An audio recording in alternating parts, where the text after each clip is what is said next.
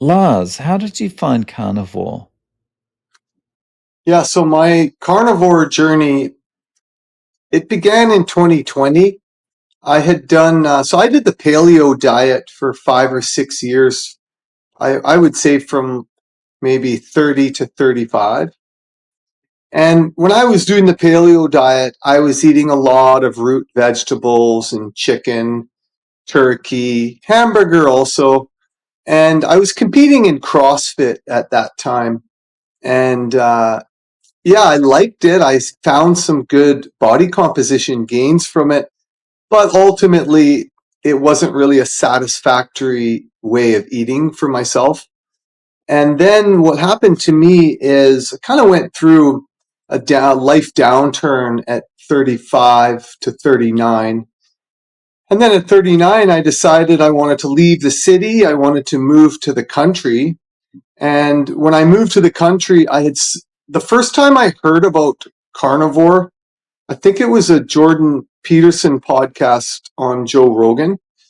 And I was like, interesting. People are only eating meat. So when I moved from the city to the country, I started to dabble, I started to dabble into the carnivore diet and explore it. And very quickly, I realized it wasn't like anything else that I had tried before.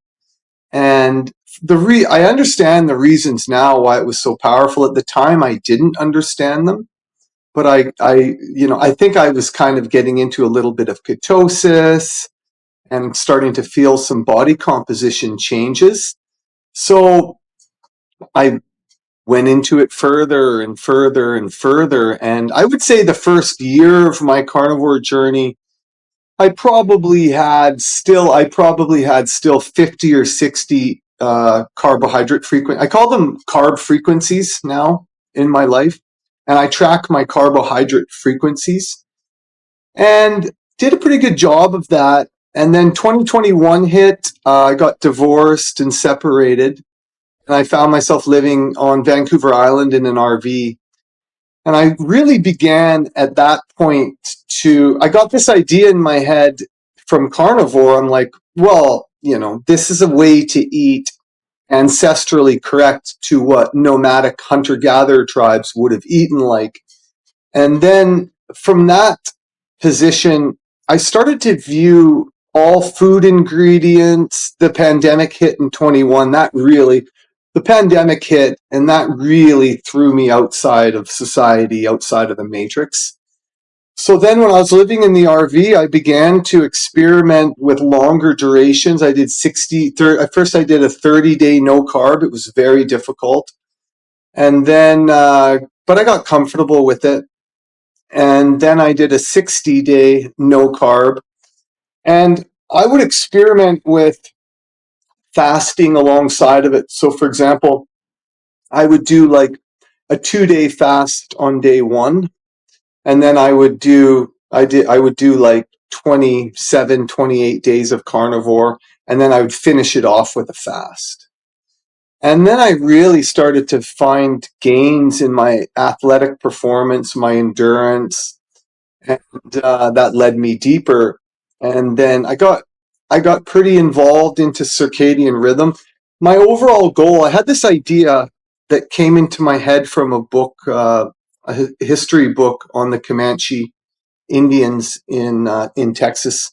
I had this idea that, well, if we are the lowest testosterone generation of males in human history, um, well, what could I do to restore myself to an ancestral version? Like if I took my own genetics, my own body, I was alive 10,000 years ago, I wonder how that would have felt. So that was the experiment that I started to work on. And I think at that time I would have been 41 or 42, and I quickly dropped right down to like 10% body fat, had visible six pack. I was putting on muscle really well. So it was nice to be 42 with the best physique of my life for sure. And from there, started to have like really what I was doing. Yeah, okay, so for the nutrients, I'm eating carnivore and I'm getting super bioavailable nutrients. It's the nutrient pack on it's deep, but I'm also getting autophagy. I'm getting to rid my cells of the inflammation that has accumulated in them from decades of modern eating and modern lifestyle. And then I continued to progress through that, and I started to get people, friends at first, and then other people off the internet. They were asking me what I was doing. So I started to coach a few people on how to eliminate and reduce all of the inflammation in their body, right? So the way I describe it is the human body is 37 trillion cells, roughly, made up about across 200 different categories.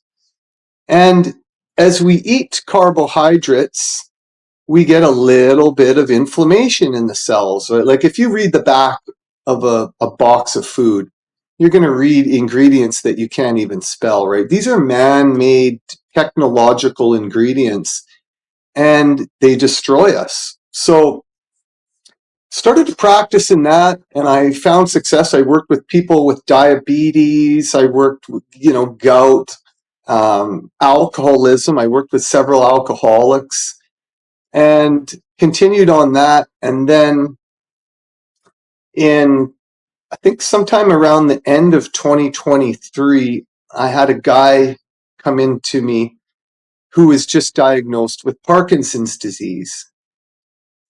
And that really opened up a deep rabbit hole for me, because once I had a client with Parkinson's disease, I began to research Parkinson's disease, and it floored me. So it's the number one, it's the fastest rising neurological disease in the world right now. And people are getting afflicted with it in their 20s, 30s, predominantly in their 50s and 60s, but a lot of young onset Parkinson's disease people. So then I had this client with Parkinson's disease, and it opened up a whole environment of new healing. So when they're diagnosed with Parkinson's disease, you go to their doctor. They haven't been feeling well in decades. Maybe they have a twitch or a tremor in one hand. So they go to their neurologist, and you really get a window into the Western allopathic medical care system and how absolutely corrupted it is. For example, they're going to diagnose you really quickly, predominantly. Sometimes you get a good neurologist and they're going to do a variety of tests, but most people, they're spending half an hour with their neurologist. And then what their neurologist is doing is they're prescribing a dopaminergic agent. Predominantly, it's carbidopa, levodopa. And started to research that, and I realized that you're loading dopamine into the cells, but the cells can't clear the dopamine, so then you're wrecking the cells further. And what happens with that is they get a term called medical induced dyskinesia, which is almost guaranteed after, 3, 4, 5, 6 years, they start to get dyskinesia. So when you see somebody with Parkinson's and they have these involuntary lurching movements, that's actually not Parkinson's in so much as that's dyskinesia. It's a symptom on top of the disease. And it's like a new disease that they're putting in there with the pharmaceutical. So I realized that, for the average person who's diagnosed with Parkinson's, the number one goal should be not to get dyskinesia, because it's the dyskinesia that's going to ruin their independence. They're going to lose their license, end up in a home, so on and so forth. So then I started to really test some of my inflammation theories into Parkinson's, and one client became 2. Today I have, I think, about 50. And I've really discovered some really wild things about it. So, for example, in Parkinson's, they have this problem of alpha-synuclein aggregation in the substantia nigra. Basically, what that is it's inflammation in the brain cells, and it disrupts the communication to the mitochondria, which results in tremors. But there's a whole host of symptoms that come along with the Parkinson's disease, like They call it multi-system atrophy. What that means is constipation, really disrupted sleep, apathy, depression, breathing problems. What's happening is all of their cells are out of homeostasis. So they're getting a wide variety of symptoms. So I began to test my autophagy protocols with people with Parkinson's and found success. Started to see symptoms reducing. And then from there, it's over the last almost 3 years, it's really started to snowball. And, you know, every solution that Western medicine has provided people with Parkinson's disease is bad. It's bad, bad, bad. It doesn't matter. Like if you look at, for example, if you look at like the government recommended workout routines they do, there's one LSVT big. Um, as an athletic coach and as a trainer, I realized that, oh my gosh, they're leaving. So you need to stimulate balance. You need to stimulate coordination. And as the muscles atrophy, they're losing their ability to sequence the muscles. So we use like Olympic lifting techniques to start to repattern those muscle chains. And then the other thing that happens to people with Parkinson's disease is they lose their range of motion. So as they lose their range of motion, they get a higher degree risk of falling. They can't extend their arms over the head. So you see muscle systems that are severely degraded. So I started to take people through elimination protocols. What that would be, it would be like a 24-hour fast followed with a 9-day refeed, carnivore refeed. And then I would take them, and then in the second 10-day phase, they would do a 2-day fast with an 8-day refeed, and then a 3-day fast with a 7-day refeed, and then finishing off with a 4-day fast and a 6-day refeed. And I'm sure a lot of the people familiar with carnivore and fasting have heard that the body's going to pump out about a 200% increase in growth hormone I think it's somewhere between 4 and 7 days into a fast. And this is a biological defense mechanism, so your body doesn't eat the muscle off the bones. And in fact, it actually gives you like a strategic lever to build composition during those zones. So what I started to do with people with Parkinson's is I would put them into, I call it a growth hormone fast. I'd put them into either 4, 5, 6, 7-day fast. And then while they're on that fast, I would take them through some zone 5 movements. So the first one I do with people is a sumo deadlift high pull with a kettlebell. And we're doing like 1 minute max intensity, 1 minute rest. But bear in mind, these are 50 and 60-year-olds with Parkinson's disease. So the theory is you have to take them very low in their energy systems to open up new energy pathways. And kept finding success with it. Seeing people, so one of the symptoms that a lot of people get is facial masking. So they lose their muscular ability to animate their face, right? Their face looks like a mask. And I would see clients come in and, within a month, I would see their face starting to get reanimated. So seeing really, really wild results with it. And then again, we do psilocybin protocols, we do ibogaine protocols, and I learned that there are a lot of different strategies you can use to fix Parkinson's disease. But if you can come up with combinations specific to the individual, you can really fix it wildly. And I think overall it comes down to body composition, right? And body composition, we have this idea, oh, what's my body composition? I'm going to get a DEXA scan. And that's going to test your bone mass and your muscle mass, your lean muscle tissue, and how much body fat you have on you. And it's going to test how much muscle is on your right side versus your left side. But body composition is so much more than that because it's tied into our fascia. Fascia is about, I think it's like 20 kilograms of an average person's body weight is made up of fascia. And fascia is that interconnective tissue that connects the brain to the muscles to the environment. So pressure, touch, sight, like you would describe a professional athlete as having a highly developed fascia. It's like you'll see a soccer player who's quite slight, but they can run like the wind. It's not, and if they start deadlifting and back squatting, it's not going to make them a better soccer player, right? Muscle mass won't do it. It's more of a fascial thing. So as I continued to experiment with these different protocols with people, I realized that, Western medicine, there's so many deep problems in it. They're over prescribing.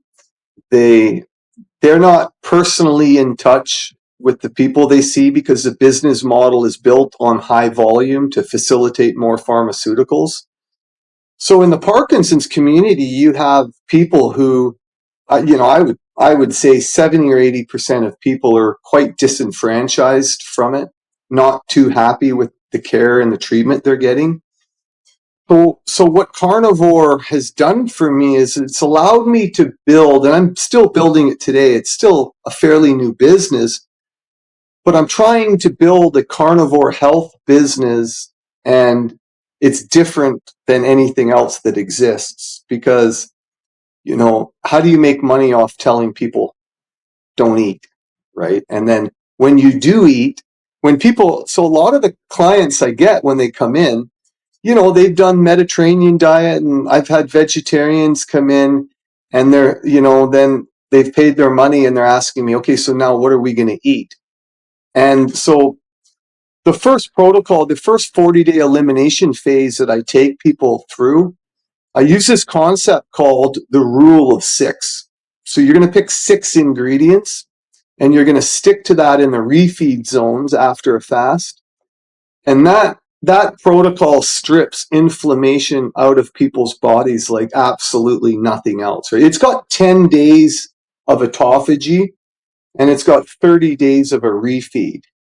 So as you see the body composition begin to improve, you see sleep starting to improve, you see range of motion starting to improve, you see a whole host of symptoms slowly start to melt out of the body. And they get fasting really brings people together. And then, it's almost more that the fasting brings them together than the meat eating brings them together. But as far as the meat eating, I've learned some interesting things about high volume carnivore eaters. For example, what happens to the jaw when you eat 500 pounds of high mass meat over the course of a year? Right? It restructures, it reconstitutes your entire skull. So people, multi-system atrophy, their diaphragm muscles are getting weaker, they're having trouble breathing, swallowing, chewing. So I describe them, I'm like, the last workout that you're going to do every day is going to involve about 10 or 15 minutes of vigorous chewing. And when you start to stack up these routines day after day, most of my people, I'm talking to them about once a week on the phone, and the first thing I'm looking for is changes week to week. And not all the time, but I usually can see changes in people week to week to week to week. So I've taken white collar people who've done a limited amount of exercise in their life for decades, and I've turned them into, they have poor body composition, they have lax muscles. When you actually feel the muscle fibers in their arms or shoulders, you can feel there's a lot of separation. It's not smooth muscle anymore. Lots of fat in there. So as you recomposition them through carnivore diet, you see some just absolutely incredible healing events. And I've got a whole catalog of people now. For example, I had a 67-year-old guy come into my program with he's had Parkinson's disease 5-6 years. And I talked to him the other day. He told me, he said, I want to tell you something. He says, I had my first erections that I've had in 7 years in the last week. So he had no erections. He said he lost his erections by about age 59, 60. And then he's actually in Mexico right now. He left for Mexico a few days ago, and before he left, he called me. He says, I got to tell you this. He goes, I'm getting my first erections again.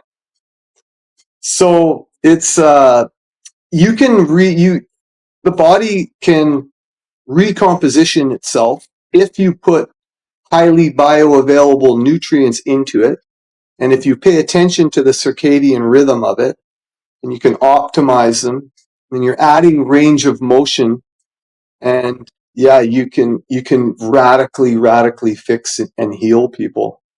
Wow. So, just using the gentleman that went to Mexico as an example, you said that he's been suffering with Parkinson's for about 6 years. Is he noticing other improvements related to his Parkinson's? Yeah, so I do a movement analysis call in the first week when they come in. And for example, he couldn't get down to the floor and back up from the floor. He couldn't jump. Now, another thing that people lose in Parkinson's is the ability to do rotational jumping. So, for example, they can't jump from 2 feet, turn a little bit in the air and land. And though he was starting to be able to do those things within the first month. Then by month 2, now we're expanding the movement through practice, right? So his range of motion and his ability to perform movement, it increases week to week to week. So all of the movement he has lost, like for example, people with Parkinson's can rarely get their arms to lock out overhead. And if they can, the arms are going to be far in front of them. And so what you see is you see an all over range of movement increase that coincides with the inflammation dropping out of the body. And he's kind of experiencing those improvements. Yeah, so I got a whole laundry list of these people from, 65 to 7-year-old women who come in and they could not perform a 2-footed jump forward, right? So if you ask them to do a stand in place 2-foot jump forward, they can't do it. And then within a couple weeks, they can get 3 inches. And then within a couple months, they can get a foot. And most people should be able to do a broad jump their height, right? Like if you're 6 foot tall, you should be able to do a 6-foot broad jump, right? If you're healthy. So yeah, I see what are some other ones I've seen? The tremor is a major one. The tremor is a tough one because it comes and goes and it's tied into stress.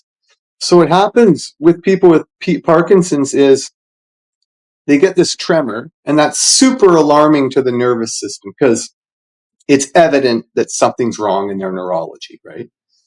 And then they go to the neurologist and that gets confirmed. And then, like for my one client, the neurologist looked him in the face and said, this is incurable and there's no treatment outside of the medications. And some people accept that, and then they're going to walk down the path into dyskinesia and they're going to lose their independence. And if you actually study it like I have, the last year or two of someone's life with Parkinson's, you wouldn't wish it on your worst enemy, right? And it doesn't have to be that way. Yeah, so as long as you're getting rid of the inflammation systematically and consistently, you can also stop the multi-system atrophy. And once that's stopped, now you're building new movements again. And once you're building new movements again, they're growing. Most of my clients put on 10 pounds of muscle in the first year. And the men generally drop down between 10 and 15% body fat. The women, it's a bit different. The women, depending on their age and where they're at in their life cycle with menopause, so on and so forth, but they lose a lot of body fat. Harder for women to build muscle performance at that age. Definitely, I would say it's, I used to think it was harder to affect these changes in women, but lately I've seen some women who, it's a mindset thing. I've seen some women just absolutely dominating in this program too. So yeah, you're giving them their life back. Like when the gait goes, their ability to step, right? They can't really control that step. They lose the length of their step. Balance goes. I have another lady. She had a terrible fall, broke her shoulder, right? Osteoporosis. 60% of people with Parkinson's end up getting dementia as well. So it's a fundamentally it's a body composition problem. You've got a lot of inflammation in that body composition. You've got a lot of degraded movements in that body composition.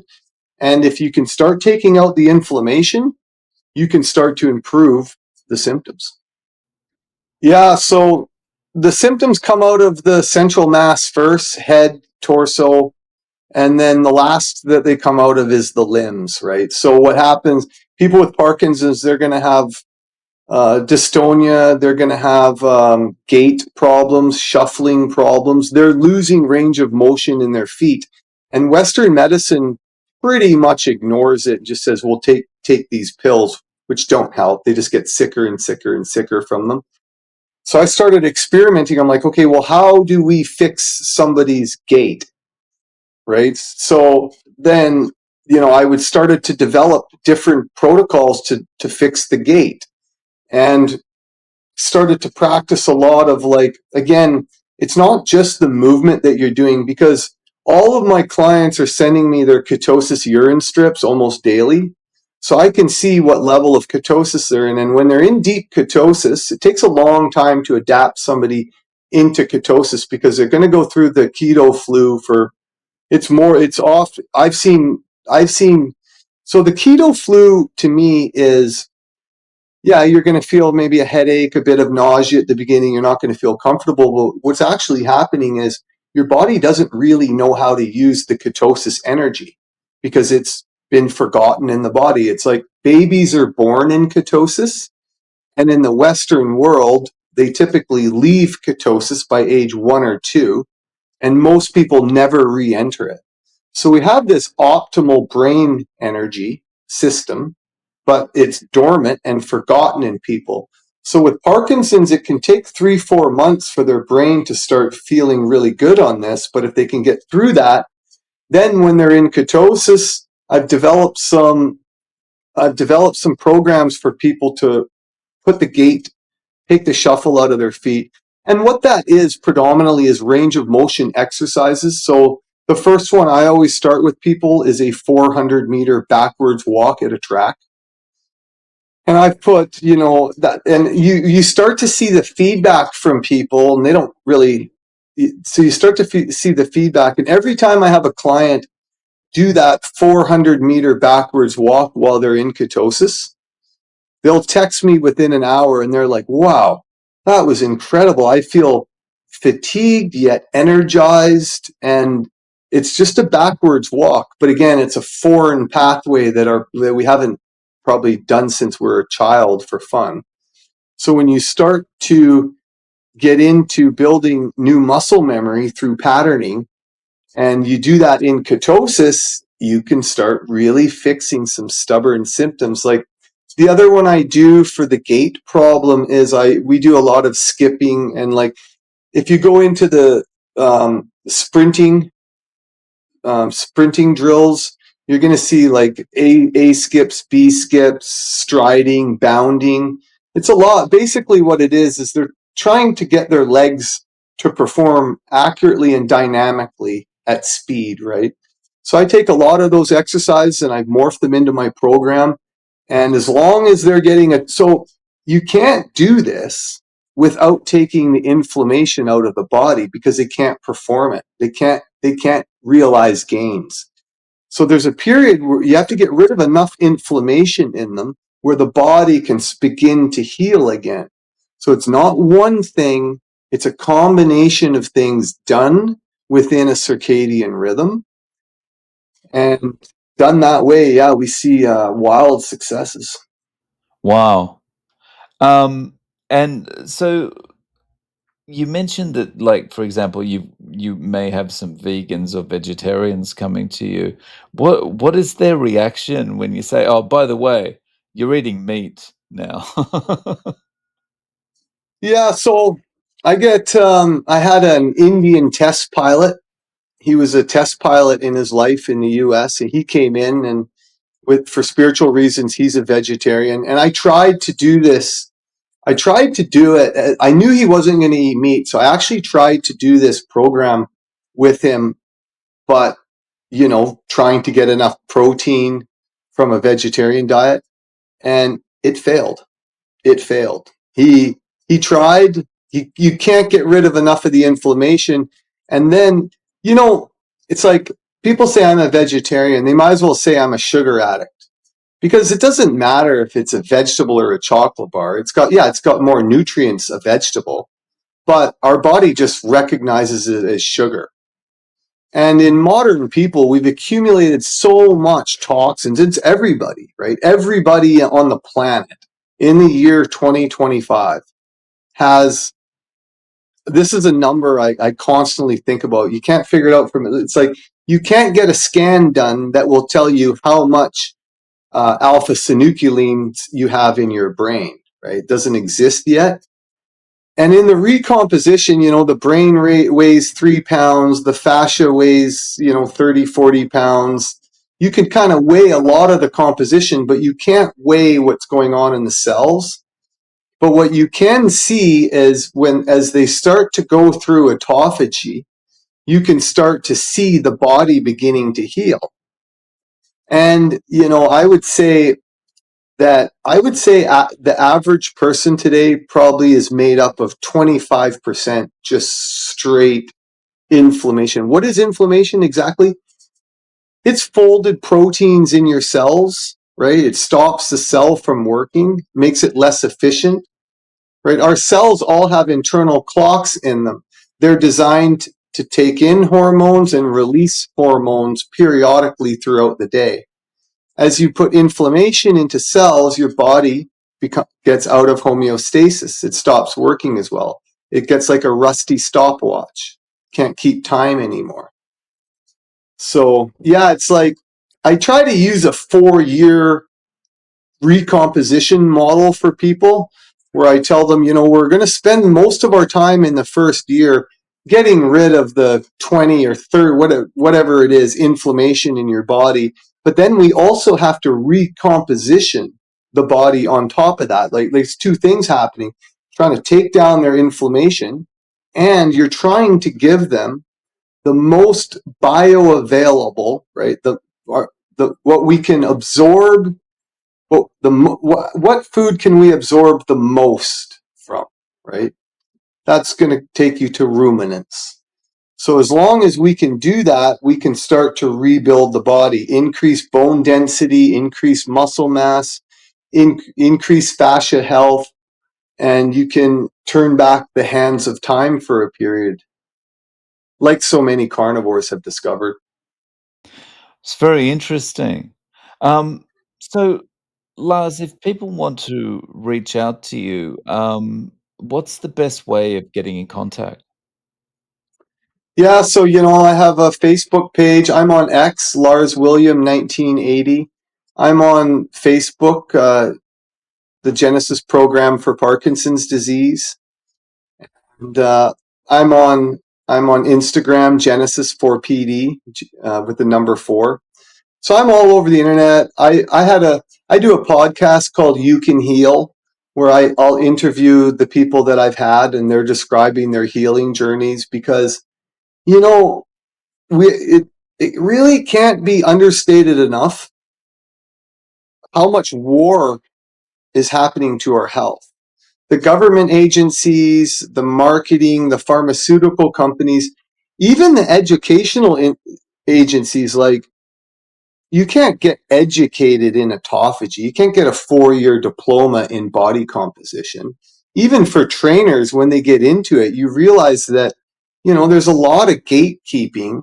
And when you go into the actual methodologies of what they're doing, it's not enough to fix the modern person, because nobody's admitting that man-made food ingredients will wreck you over time, right?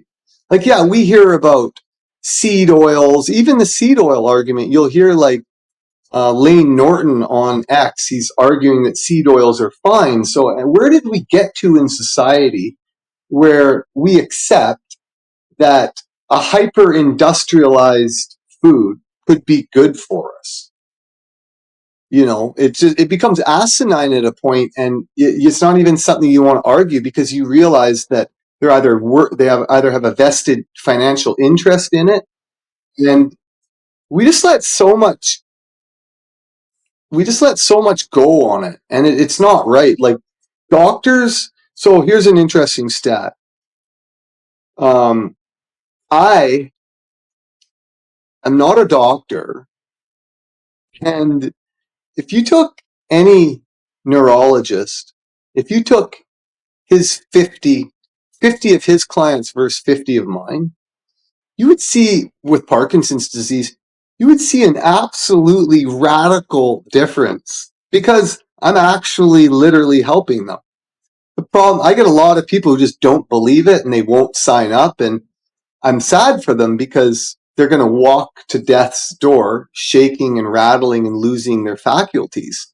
And the neurologists, they're going to encourage them all along the way, as long as, and even like if you look at the leading Parkinson's influencers online, it's like they're constantly spitting out, we found a drug from 50 years ago that can be repurposed and might offer incredible benefits. Just a grift, right? And at what point do people just say, like, if I went and knocked on someone's door every day of the week to rip them off, eventually they wouldn't let me on their property. And it's right. And it's like, we should, for most of modern health, you shouldn't let them into your temple, onto your property. And it's like, I don't know. It's, we need a paradigm shift to happen, and it's probably not going to happen with how far the world's got into it. So individuals need to establish some fundamental base points, fundamental principles in their healing journey that they don't lose. And the best one you can do is you can just start to say, okay, well, how many man-made food ingredients do I voluntarily eat every year? And how much man-made poisons do I involuntarily ingest every year, right? Because ultimately, you're never going to be able to narrow the cause to the disease, because, if you live near a road, you're breathing in diesel particulates, it's impossible to keep the modern day toxins out of your body. But nature had a solution for that. It's called autophagy. Autophagy is literally designed to clean the body from within. And it's safe, and it's highly, highly, highly effective. Problem people run into is this: you need to reset your satiety hormones before you can really start to fast effectively. Otherwise, when you're fasting, your sugar cravings are going to be going off the map. And people say, I don't eat sugar, I just eat vegetables. It's the same thing. Your body's craving carbohydrates. So you need to reset your satiety, and that's going to involve, usually it's going to be 30 or 40 days of beef only. And like a lot of carnivore people, I've been on X for a long time, and I have people message me on there, and, oh, are you still doing the carnivore? I did it didn't really work for me. They didn't reset their satiety. They didn't go through an elimination phase. So they ate more meat for a while, but they basically they're continuing to carry that disruption forward. You got to get rid of the inflammation. You got to reset your satiety. You got to go through autophagy. You got to connect to your circadian rhythm. And if those things haven't helped you enough, then you can start to endeavor into the plant compounds like psilocybin or ibogaine. Like psilocybin, again, it hasn't been studied. It's got a radical effect on the fascia. You can take a super stressed out white collar person who's got decades of high stress in their system, And every time they think about Parkinson's, their tremor increases. And you could start dosing them through psilocybin, and you can change their life in like 2 months. Um, so Lars, I'll put links to everywhere people can find you in the show notes. Um, Thank you so much for coming on and sharing. Yeah, I really appreciate it, Dave. I love the work you do too.